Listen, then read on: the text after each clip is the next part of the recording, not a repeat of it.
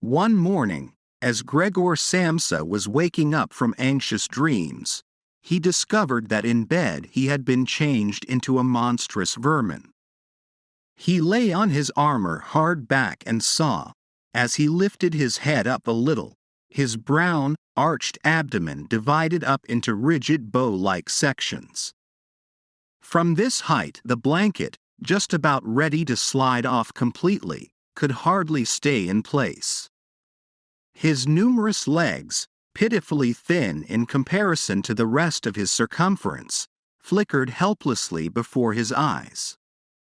"What's happened to me?" he thought. It was no dream. His room, a proper room for a human being, only somewhat too small, lay quietly between the four well-known walls. Above the table, on which an unpacked collection of sample cloth goods was spread out, Samsa was a traveling salesman, hung the picture which he had cut out of an illustrated magazine a little while ago and set in a pretty gilt frame. It was a picture of a woman with a fur hat and a fur boa. She sat erect there, lifting up in the direction of the viewer a solid fur muff into which her entire forearm had disappeared. Gregor's glance then turned to the window. The dreary weather, the raindrops were falling audibly down on the metal window ledge, made him quite melancholy. "Why don't I keep sleeping for a little while longer and forget all this foolishness?" he thought.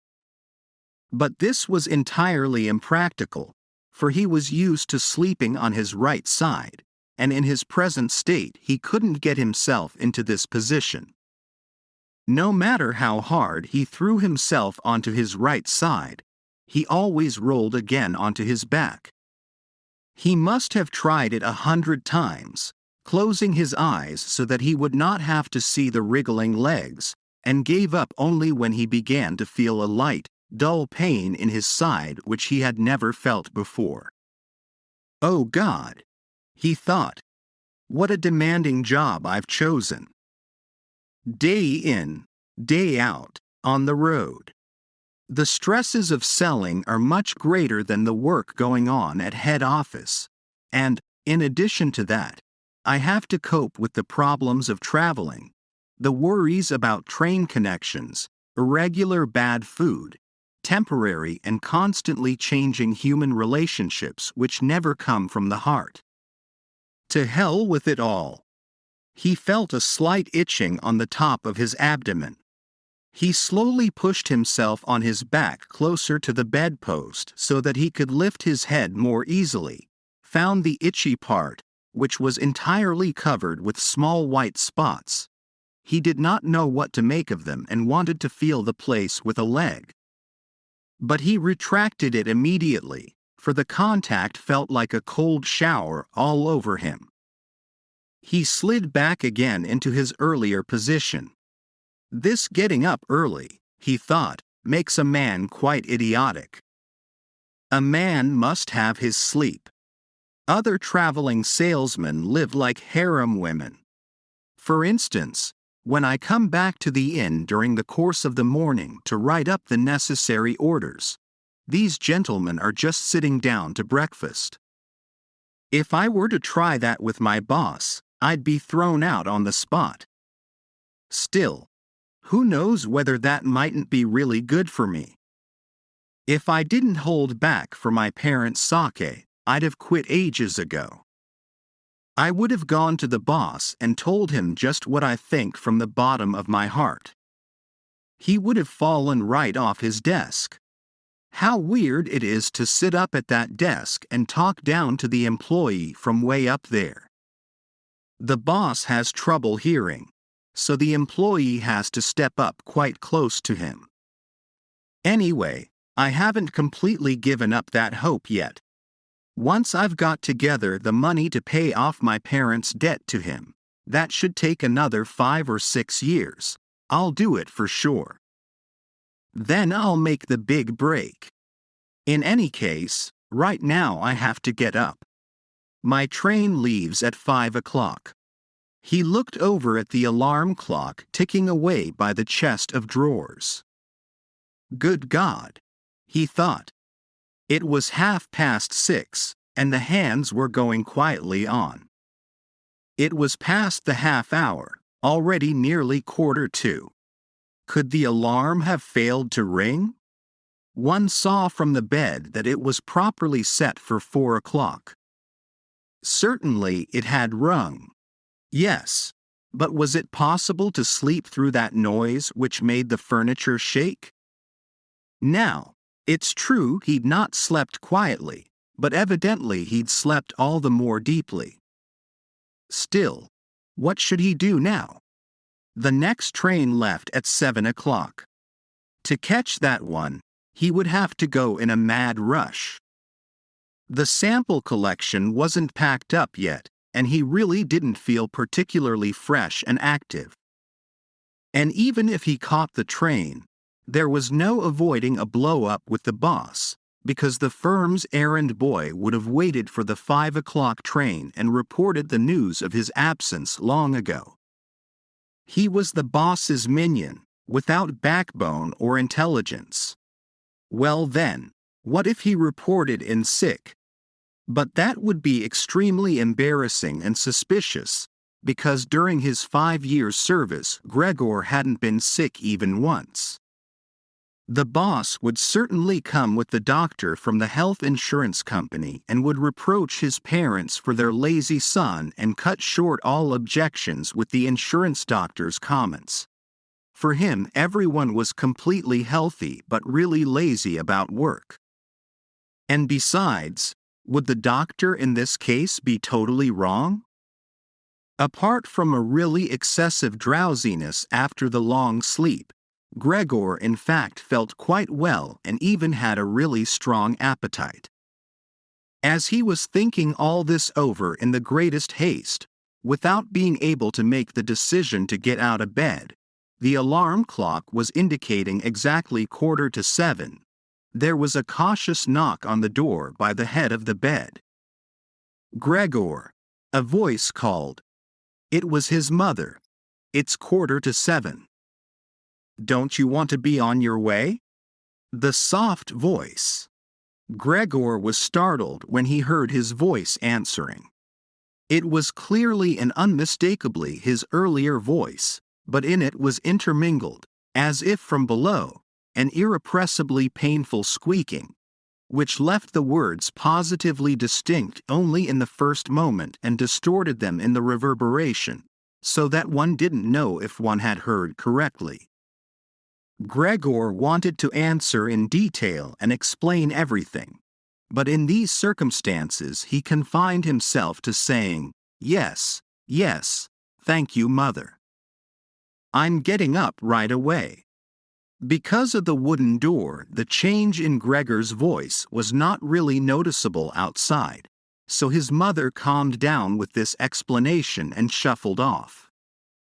However, as a result of the short conversation, the other family members became aware that Gregor was unexpectedly still at home, and already his father was knocking on one side door, weakly but with his fist. "Gregor, Gregor," he called out, "what's going on?" And, after a short while, he urged him on again in a deeper voice, "Gregor, Gregor."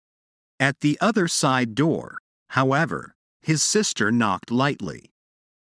"Gregor? Are you all right? Do you need anything?" Gregor directed answers in both directions. "I'll be ready right away."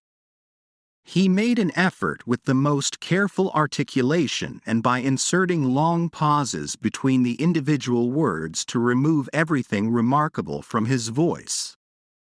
His father turned back to his breakfast. However, the sister whispered, "Gregor, open the door. I beg you." Gregor had no intention of opening the door, but congratulated himself on his precaution, acquired from traveling, of locking all doors during the night, even at home. First, he wanted to stand up quietly and undisturbed, get dressed, above all have breakfast, and only then consider further action. For, he noticed this clearly, by thinking things over in bed he would not reach a reasonable conclusion.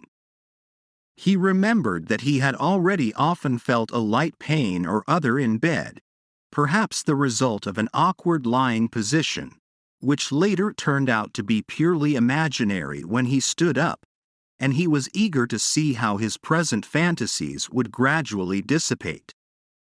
That the change in his voice was nothing other than the onset of a real chill, an occupational illness of commercial travelers, of that he had not the slightest doubt.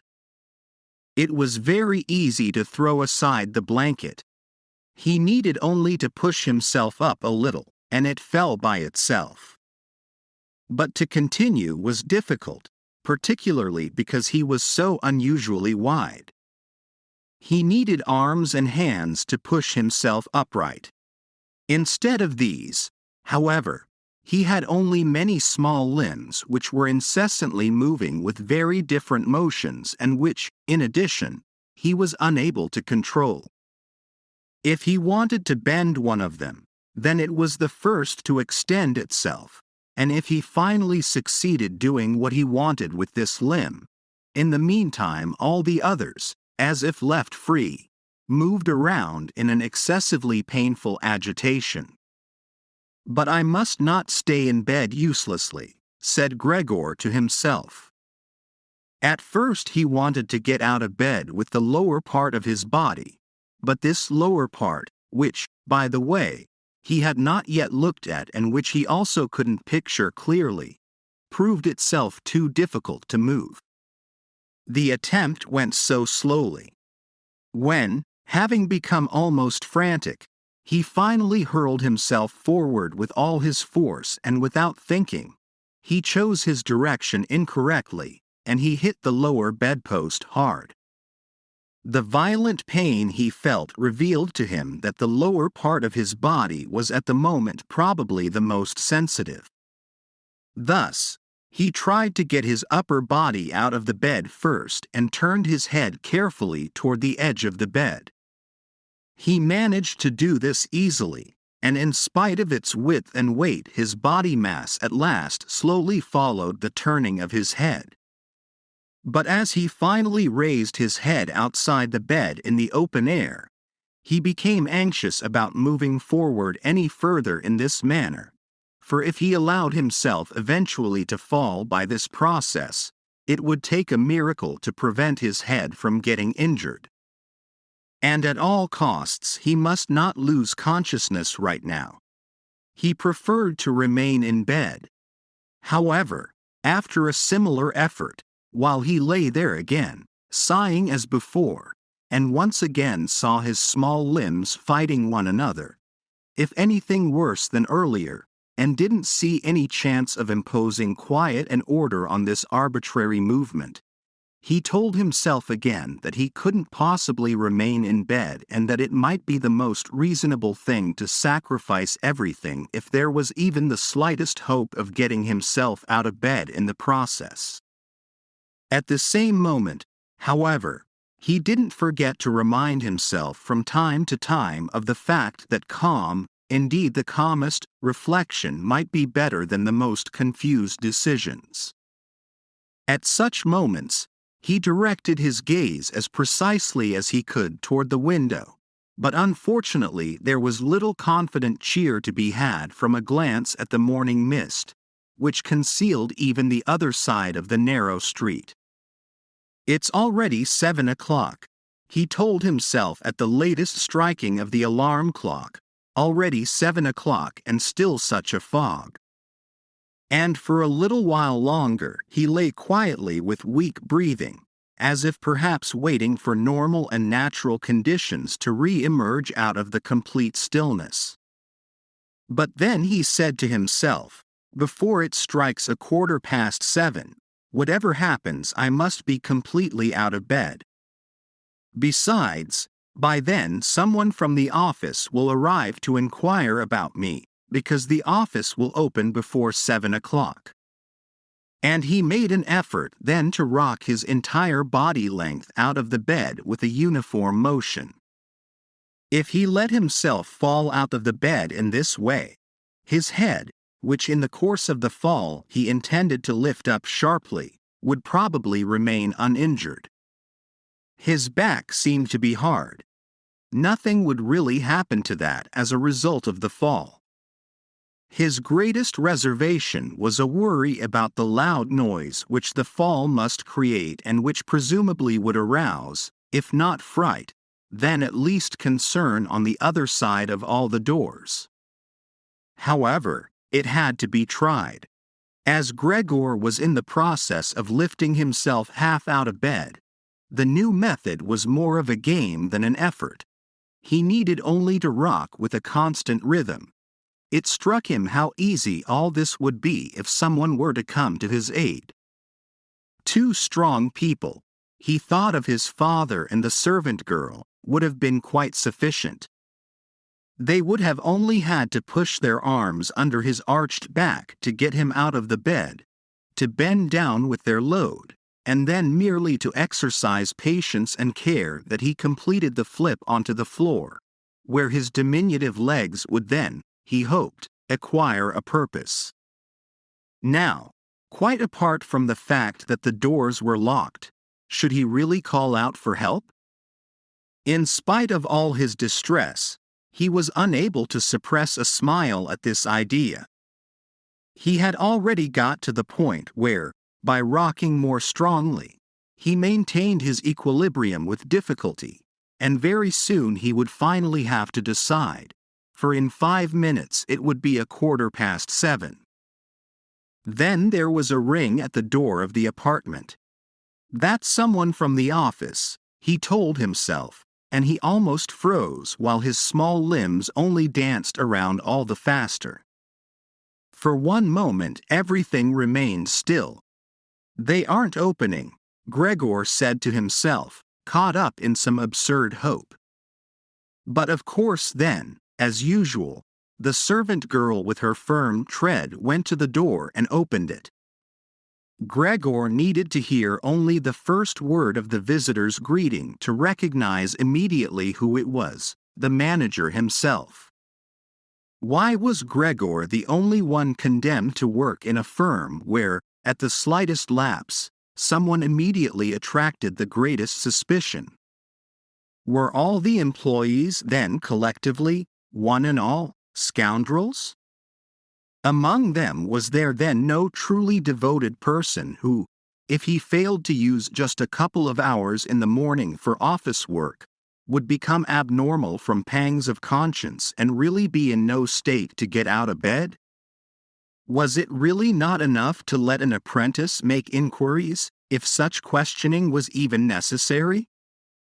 Must the manager himself come, and in the process must it be demonstrated to the entire innocent family that the investigation of this suspicious circumstance could be entrusted only to the intelligence of the manager? And more as a consequence of the excited state in which this idea put Gregor than as a result of an actual decision, he swung himself with all his might out of the bed. There was a loud thud, but not a real crash. The fall was absorbed somewhat by the carpet and, in addition, his back was more elastic than Gregor had thought.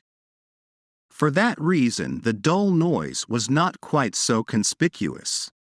But he had not held his head up with sufficient care and had hit it. He turned his head, irritated and in pain, and rubbed it on the carpet. "Something has fallen in there," said the manager in the next room on the left. Gregor tried to imagine to himself whether anything similar to what was happening to him today could have also happened at some point to the manager. At least one had to concede the possibility of such a thing. However, as if to give a rough answer to this question, the manager now, with a squeak of his polished boots, took a few determined steps in the next room. From the neighboring room on the right the sister was whispering to inform Gregor. "Gregor, the manager is here." I know, said Gregor to himself. But he did not dare make his voice loud enough so that his sister could hear. Gregor, his father now said from the neighboring room on the left, Mr. Manager has come and is asking why you have not left on the early train. We don't know what we should tell him. Besides, he also wants to speak to you personally. So please open the door. He will be good enough to forgive the mess in your room. In the middle of all this, the manager called out in a friendly way, Good morning, Mr. Samsa. He is not well, said his mother to the manager, while his father was still talking at the door. He is not well, believe me, Mr. Manager. Otherwise, how would Gregor miss a train? The young man has nothing in his head except business. I'm almost angry that he never goes out at night. Right now he's been in the city 8 days, but he's been at home every evening.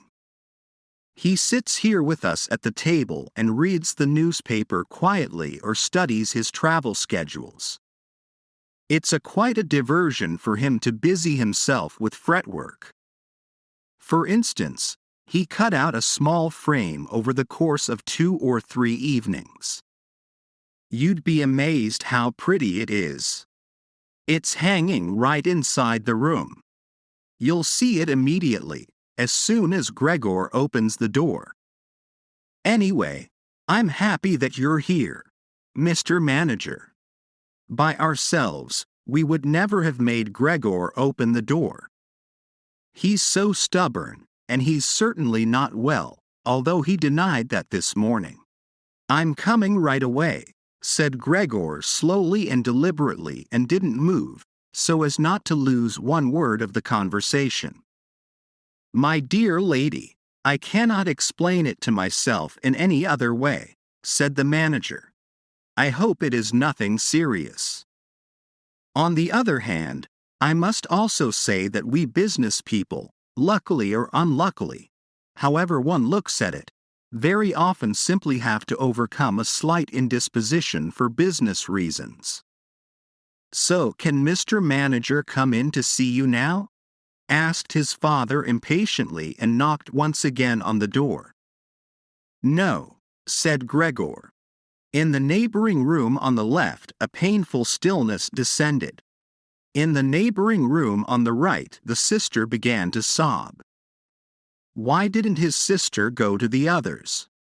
She'd probably just gotten up out of bed now and hadn't even started to get dressed yet. Then why was she crying? Because he wasn't getting up and wasn't letting the manager in, because he was in danger of losing his position, and because then his boss would badger his parents once again with the old demands. Those were probably unnecessary worries right now. Gregor was still here and wasn't thinking at all about abandoning his family. At the moment he was lying right there on the carpet, and no one who knew about his condition would have seriously demanded that he let the manager in. But Gregor wouldn't be casually dismissed right away because of this small discourtesy, for which he would find an easy and suitable excuse later on. It seemed to Gregor that it might be far more reasonable to leave him in peace at the moment, instead of disturbing him with crying and conversation.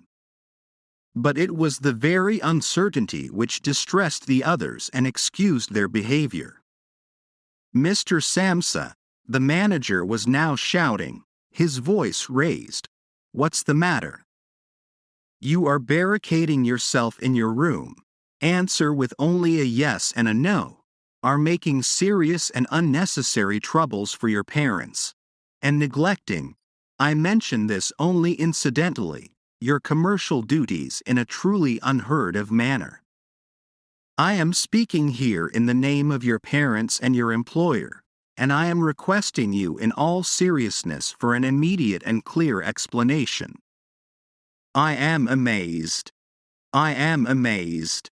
I thought I knew you as a calm, reasonable person, and now you appear suddenly to want to start parading around in weird moods.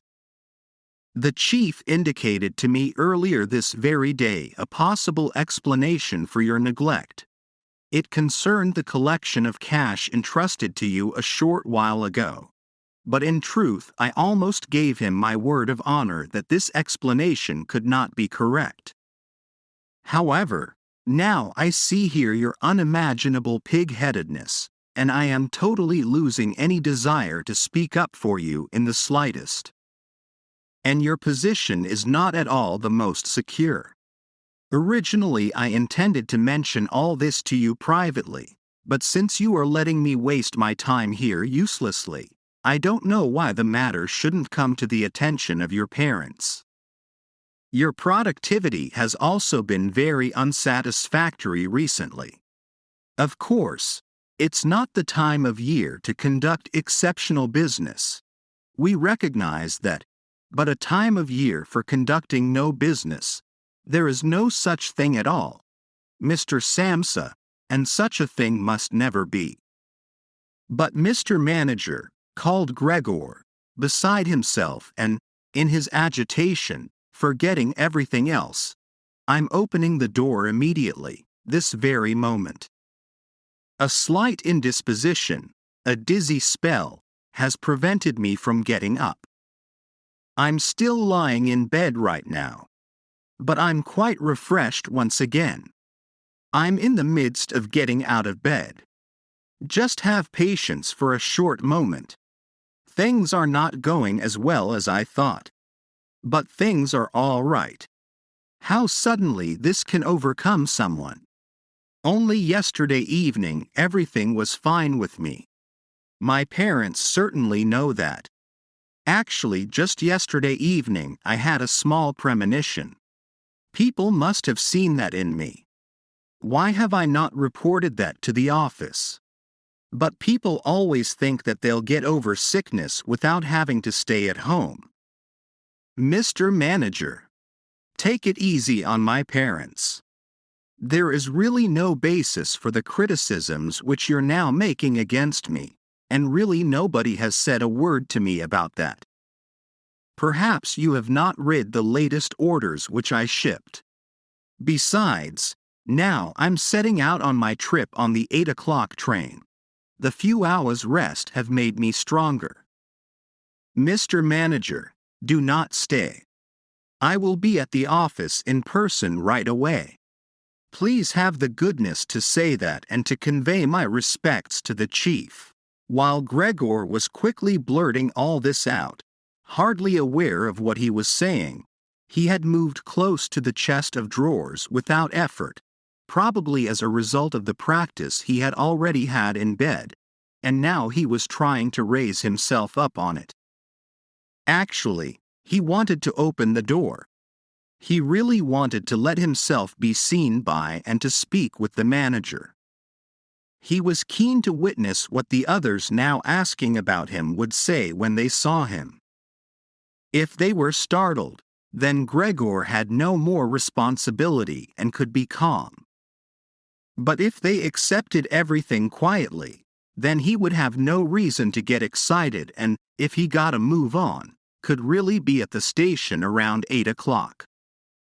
At first he slid down a few times on the smooth chest of drawers. But at last he gave himself a final swing and stood upright there. He was no longer at all aware of the pains in his lower body, no matter how they might still sting. Now he let himself fall against the back of a nearby chair, on the edge of which he braced himself with his thin limbs.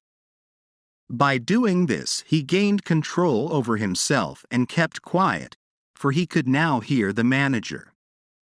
"Did you understood a single word?" the manager asked the parents.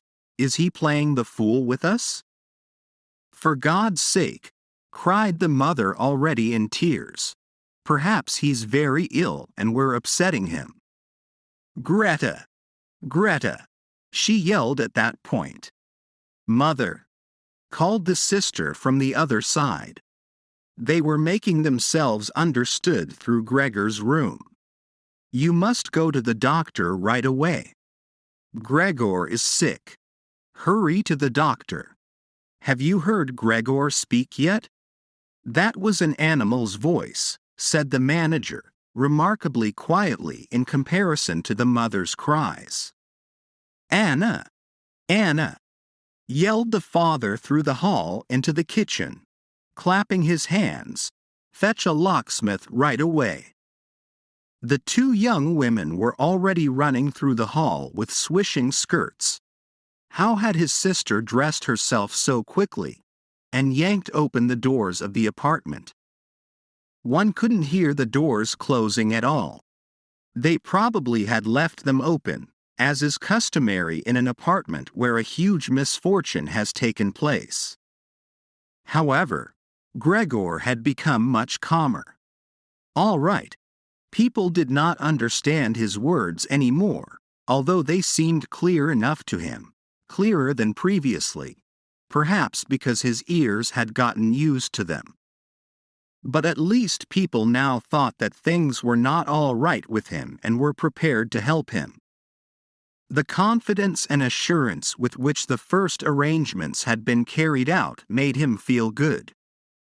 He felt himself included once again in the circle of humanity and was expecting from both the doctor and the locksmith, without differentiating between them with any real precision, splendid and surprising results. In order to get as clear a voice as possible for the critical conversation which was imminent, he coughed a little, and certainly took the trouble to do this in a really subdued way, since it was possible that even this noise sounded like something different from a human cough. He no longer trusted himself to decide any more. Meanwhile, in the next room, it had become really quiet. Perhaps his parents were sitting with the manager at the table whispering. Perhaps they were all leaning against the door listening. Gregor pushed himself slowly towards the door. With the help of the easy chair, let go of it there, threw himself against the door, held himself upright against it. The balls of his tiny limbs had a little sticky stuff on them, and rested there momentarily from his exertion. Then he made an effort to turn the key in the lock with his mouth. Unfortunately, it seemed that he had no real teeth. How then was he to grab hold of the key? But to make up for that, his jaws were naturally very strong. With their help, he managed to get the key really moving. He didn't notice that he was obviously inflicting some damage on himself, for a brown fluid came out of his mouth, flowed over the key, and dripped onto the floor. Just listen for a moment, said the manager in the next room. He's turning the key. For Gregor, that was a great encouragement. But they all should have called out to him, including his father and mother. Come on, Gregor. They should have shouted. Keep going. Keep working on the lock. Imagining that all his efforts were being followed with suspense, he bit down frantically on the key with all the force he could muster. As the key turned more, he danced around the lock. Now he was holding himself upright only with his mouth, and he had to hang onto the key or then press it down again with the whole weight of his body, as necessary. The quite distinct click of the lock as it finally snapped really woke Gregor up. Breathing heavily, he said to himself, "So I didn't need the locksmith," and he set his head against the door handle to open the door completely. Because he had to open the door in this way, it was already open very wide without him yet being really visible.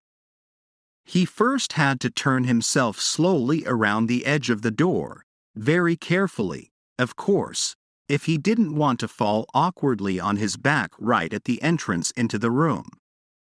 He was still preoccupied with this difficult movement and had no time to pay attention to anything else, when he heard the manager exclaim aloud, "Oh!" It sounded like the wind whistling. and now he saw him, nearest to the door, pressing his hand against his open mouth and moving slowly back, as if an invisible constant force was pushing him away. His mother, in spite of the presence of the manager, she was standing here with her hair sticking up on end, still a mess from the night, was looking at his father with her hands clasped. She then went 2 steps towards Gregor and collapsed right in the middle of her skirts, which were spread out all around her, her face sunk on her breast, completely concealed. His father clenched his fist with a hostile expression, as if he wished to push Gregor back into his room, then looked uncertainly around the living room, covered his eyes with his hands, and cried so that his mighty breast shook. At this point, Gregor did not take 1 step into the room, but leaned his body from the inside against the firmly bolted wing of the door, so that only half his body was visible, as well as his head, tilted sideways, with which he peeped over at the others. Meanwhile, it had become much brighter. Standing out clearly from the other side of the street was a part of the endless gray-black house situated opposite. It was a hospital, with its severe regular windows breaking up the facade. The rain was still coming down, but only in large individual drops visibly and firmly thrown down one by one onto the ground. The breakfast dishes were standing piled around on the table, because for his father breakfast was the most important mealtime in the day, which he prolonged for hours by reading various newspapers. Directly across on the opposite wall hung a photograph of Gregor from the time of his military service. It was a picture of him as a lieutenant, as he, smiling and worry-free, with his hand on his sword, demanded respect for his bearing and uniform. The door to the hall was ajar, and since the door to the apartment was also open, one could see out into the landing of the apartment and the start of the staircase going down. "Now," said Gregor, well aware that he was the only one who had kept his composure, "I'll get dressed right away, pack up the collection of samples, and set off. You'll allow me to set out on my way, will you not? You see, Mr. Manager, I am not pig-headed, and I am happy to work. Traveling is exhausting, but I couldn't live without it. Where are you going, Mr. Manager? To the office? Really? Will you report everything truthfully? A person can be incapable of work momentarily, but that's precisely the best time to remember the earlier achievements and to consider that later, after the obstacles have been shoved aside, the person will work all the more eagerly and intensely. I am really so indebted to Mr. Chief, you know that perfectly well. On the other hand, I am concerned about my parents and my sister. I'm in a fix, but I'll work myself out of it again. Don't make things more difficult for me than they already are. Speak up on my behalf in the office. People don't like traveling salesmen. I know that. People think they earn pots of money and thus lead a fine life. People don't even have any special reason to think through this judgment more clearly. But you, Mr. Manager, you have a better perspective on what's involved than other people. Even, I tell you in total confidence, a better perspective than Mr. Chairman himself, who in his capacity as the employer may let his judgment make casual mistakes at the expense of an employee. You also know well enough that the traveling salesman who is outside the office almost the entire year can become so easily a victim of gossip, coincidences, and groundless complaints, against which it's impossible for him to defend himself, since for the most part he doesn't hear about them at all, and only then when he's exhausted after finishing a trip and at home gets to feel in his own body the nasty consequences. which can't be thoroughly explored back to their origins. Mr. Manager, don't leave without speaking a word telling me that you'll at least concede that I'm a little in the right. But at Gregor's first words, the manager had already turned away, and now he looked back at Gregor over his twitching shoulders with pursed lips. During Gregor's speech, he was not still for a moment but kept moving away towards the door, without taking his eyes off Gregor, but really gradually, as if there was a secret ban on leaving the room. He was already in the hall, and given the sudden movement with which he finally pulled his foot out of the living room, one could have believed that he had just burned the sole of his foot. In the hall, however, he stretched his right hand out away from his body towards the staircase, as if some truly supernatural relief was waiting for him there. Gregor realized that he must not under any circumstances allow the manager to go away in this frame of mind, especially if his position in the firm was not to be placed in the greatest danger. His parents did not understand all this very well. Over the long years, they had developed the conviction that Gregor was set up for life in his firm and, in addition, they had so much to do nowadays with their present troubles that all foresight was foreign to them. But Gregor had this foresight.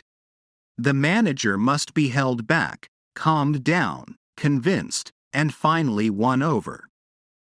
The future of Gregor and his family really depended on it. If only the sister had been there. She was clever.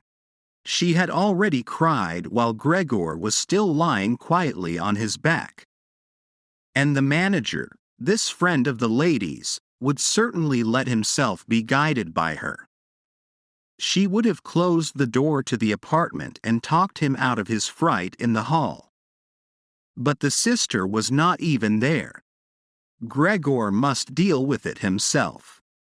Without thinking that as yet he didn't know anything about his present ability to move and that his speech possibly, indeed probably, had once again not been understood, he left the wing of the door, pushed himself through the opening, and wanted to go over to the manager, who was already holding tight onto the handrail with both hands on the landing in a ridiculous way. But as he looked for something to hold on to, with a small scream, Gregor immediately fell down onto his numerous little legs. Scarcely had this happened, when he felt for the first time that morning a general physical well-being.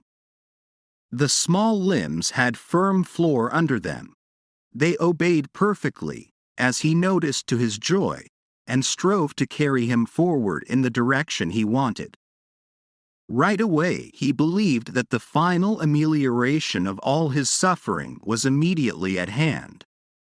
But at the very moment when he lay on the floor rocking in a restrained manner quite close and directly across from his mother, who had apparently totally sunk into herself, she suddenly sprang right up with her arms spread far apart and her fingers extended and cried out, "Help! For God's sake! Help!" She held her head bowed down, as if she wanted to view Gregor better, but ran senselessly back, contradicting that gesture, forgetting that behind her stood the table with all the dishes on it. When she reached the table, she sat down heavily on it, as if absent-mindedly, and did not appear to notice at all that next to her coffee was pouring out onto the carpet in a full stream from the large overturned container. "Mother, mother," said Gregor quietly, and looked over towards her. The manager momentarily had disappeared completely from his mind. At the sight of the flowing coffee, Gregor couldn't stop himself snapping his jaws in the air a few times. At that his mother screamed all over again, hurried from the table, and collapsed into the arms of his father, who was rushing towards her. But Gregor had no time right now for his parents. The manager was already on the staircase. His chin level with the banister, the manager looked back for the last time. Gregor took an initial movement to catch up to him if possible. But the manager must have suspected something, because he made a leap down over a few stairs and disappeared, still shouting, "Huh!" The sound echoed throughout the entire stairwell. Now, unfortunately, this flight of the manager also seemed to bewilder his father completely. Earlier he had been relatively calm, for instead of running after the manager himself or at least not hindering Gregor from his pursuit, with his right hand he grabbed hold of the manager's cane, which he had left behind with his hat and overcoat on a chair.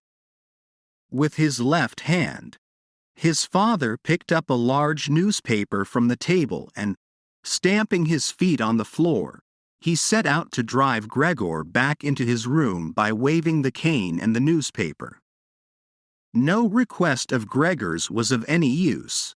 No request would even be understood. No matter how willing he was to turn his head respectfully, his father just stomped all the harder with his feet. Across the room from him, his mother had pulled open a window, in spite of the cool weather, and leaning out with her hands on her cheeks, she pushed her face far outside the window.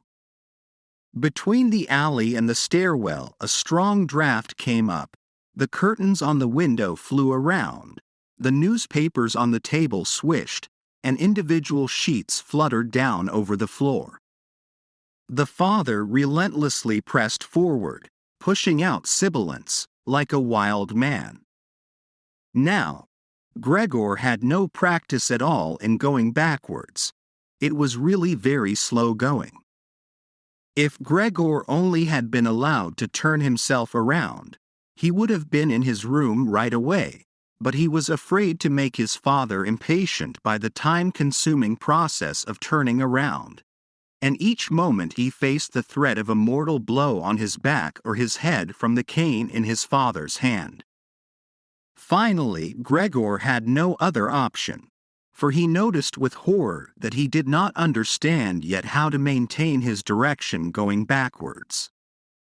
And so he began, amid constantly anxious sideways glances in his father's direction, to turn himself around as quickly as possible, although in truth this was only done very slowly. Perhaps his father noticed his good intentions, for he did not disrupt Gregor in this motion, but with the tip of the cane from a distance he even directed Gregor's rotating movement here and there. If only his father had not hissed so unbearably. Because of that, Gregor totally lost his head. He was already almost totally turned around, when, always with this hissing in his ear, he just made a mistake and turned himself back a little.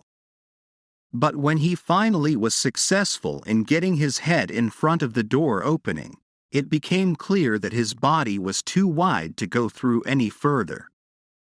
Naturally, his father, in his present mental state, had no idea of opening the other wing of the door a bit to create a suitable passage for Gregor to get through. His single fixed thought was that Gregor must get into his room as quickly as possible. He would never have allowed the elaborate preparations that Gregor required to orient himself and thus perhaps get through the door. On the contrary, as if there were no obstacle and with a peculiar noise, he now drove Gregor forwards. Behind Gregor, the sound at this point was no longer like the voice of only a single father. Now it was really no longer a joke, and Gregor forced himself, come what might, into the door. One side of his body was lifted up. He lay at an angle in the door opening. His one flank was sore with the scraping. On the white door, ugly blotches were left. Soon he was stuck fast and would have not been able to move any more on his own. The tiny legs on one side hung twitching in the air above, and the ones on the other side were pushed painfully into the floor. Then his father gave him one really strong liberating push from behind, and he scurried, bleeding severely, far into the interior of his room. The door was slammed shut with the cane, and finally it was quiet.